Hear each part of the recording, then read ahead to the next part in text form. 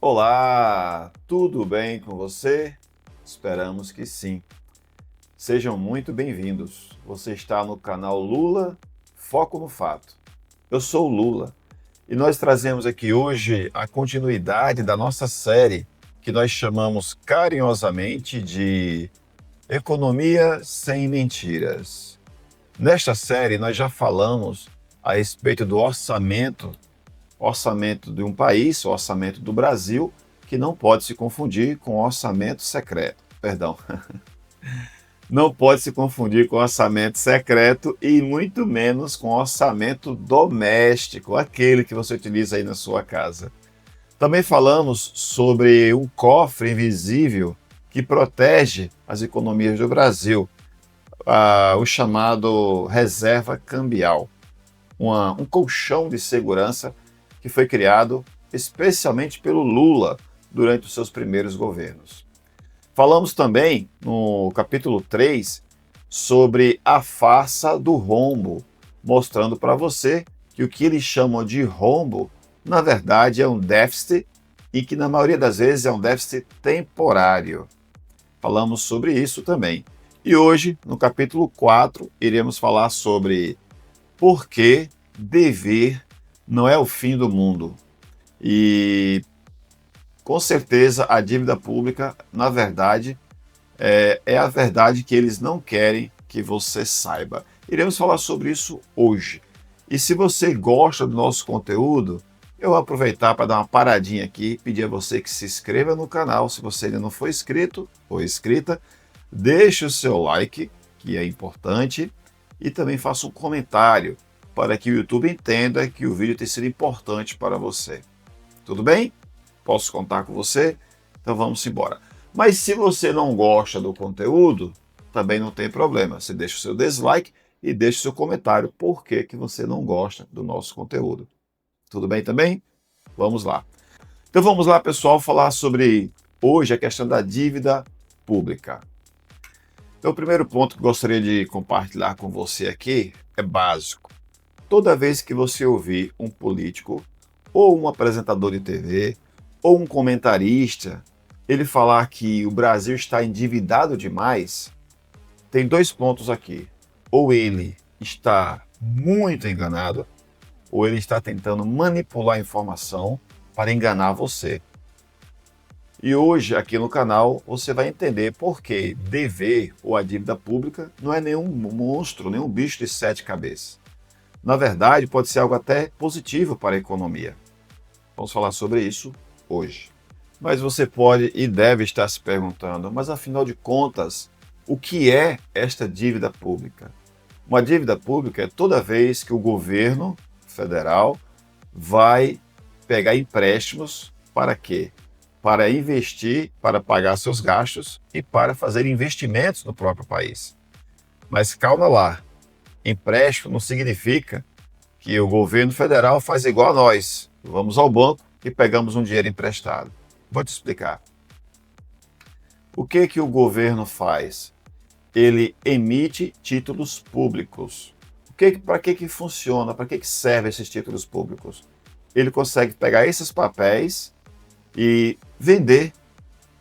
Ele negocia com bancos e investidores e até mesmo com outros países. Isso é comum em países desenvolvidos. O que acontece? O Brasil paga juros para quem compra esses títulos públicos. Então ele pega o dinheiro, investe e paga juros daquele dinheiro para outros países, bancos ou até mesmo investidores. Isso que se chama dívida pública, digamos.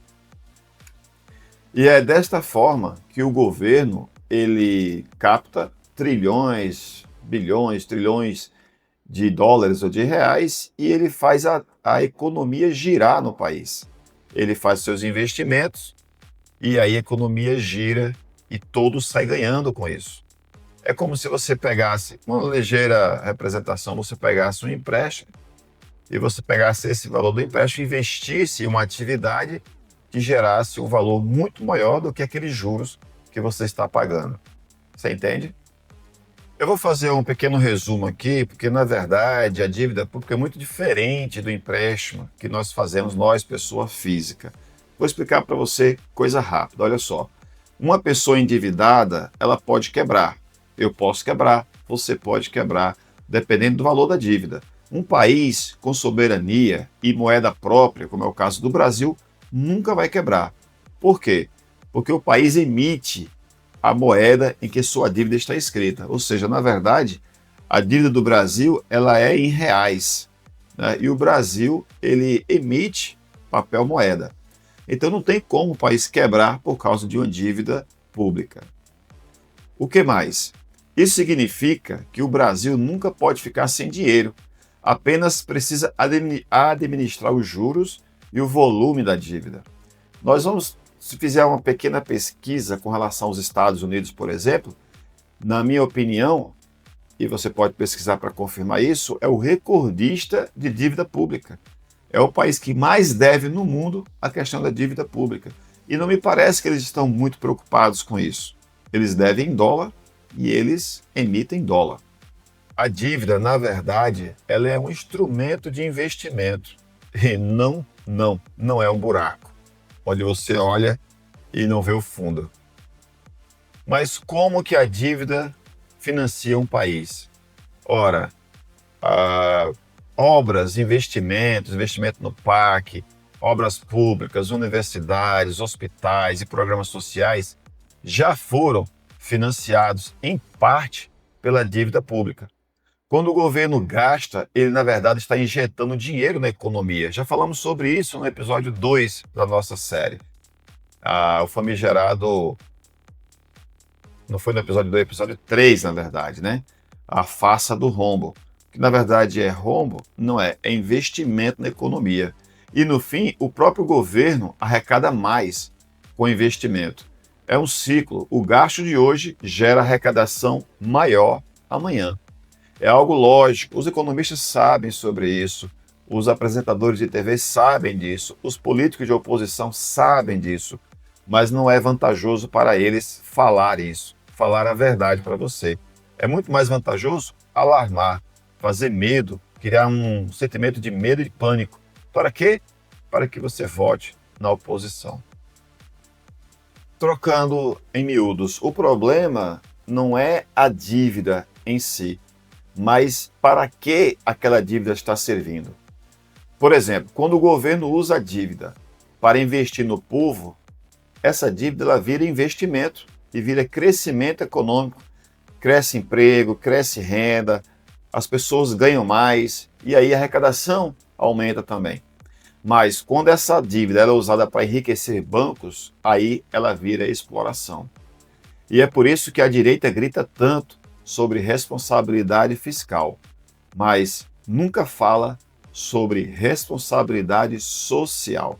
Observe que a extrema-direita, quando vota para aprovar o fundão eleitoral, 5 bilhões para gastar nas eleições, a extrema-direita aprova. Vota sim. Agora, quando é para votar a favor de projetos sociais, eles não votam e eles não apoiam projetos sociais. Observe bem do que lado você está. Vou trazer agora, meu querido e minha querida, alguns números. Você já ouviu muita gente da oposição falar que a dívida pública do Brasil é impagável, porque já passou de tantos por cento, já passou de 80%, e você deve pensar assim, 80% do quê? Na verdade, eles tomam como referência o PIB, Produto Interno Bruto, quanto que o país arrecada e quanto que gasta. E aí, a soma de tudo aquilo que foi produzido se chama PIB, Produto Interno Bruto. Tá? Na indústria, no comércio, serviço, no agro, em todas as áreas que gera riqueza. E o que acontece? O Brasil deve hoje cerca de 74% do PIB. De tudo que é produzido no Brasil, o Brasil deve em torno de 74%. É alto? Se você olhar de um jeito, pode ser alto. Por exemplo, a cada R$100, o Brasil deve R$74 de dívida pública.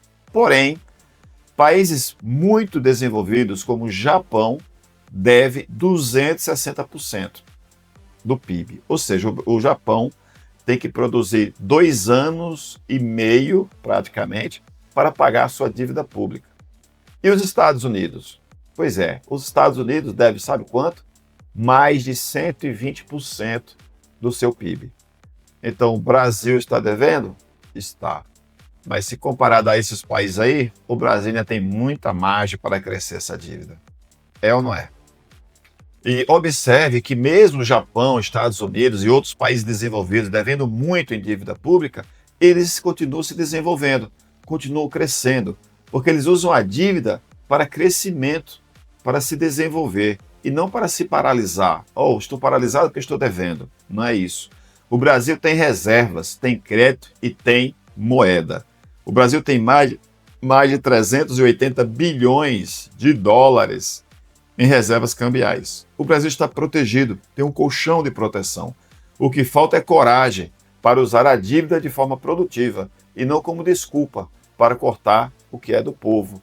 E quando eu falo isso, eu não falo do governo Lula. Eu falo de governo da extrema-direita, que prefere cortar do farmácia popular ao invés de cortar do fundão eleitoral. Para nós encerrarmos o vídeo de hoje, eu gostaria de deixar bem claro para você que a dívida pública, ela não é o vilão da economia. Na verdade, ela faz parte da economia, ela faz parte do sangue que faz o país respirar. O problema é quando esse sangue ele corre para poucos e não para todos. Se você entendeu esse recado, eu vou repetir para você refletir. Quando você ouvir alguém falar que tem que cortar gastos, medite, reflita e pesquise. Ele está dizendo que o governo tem que parar de gastar com o povo. O governo, apesar de não agradar a todos, ele trabalha para todos. E é o que acontece com o governo Lula hoje. Ele não olha se você é de direita ou se você é de esquerda. O governo Lula está investindo em todas as regiões do país, independente se ali ele foi mais ou menos votado.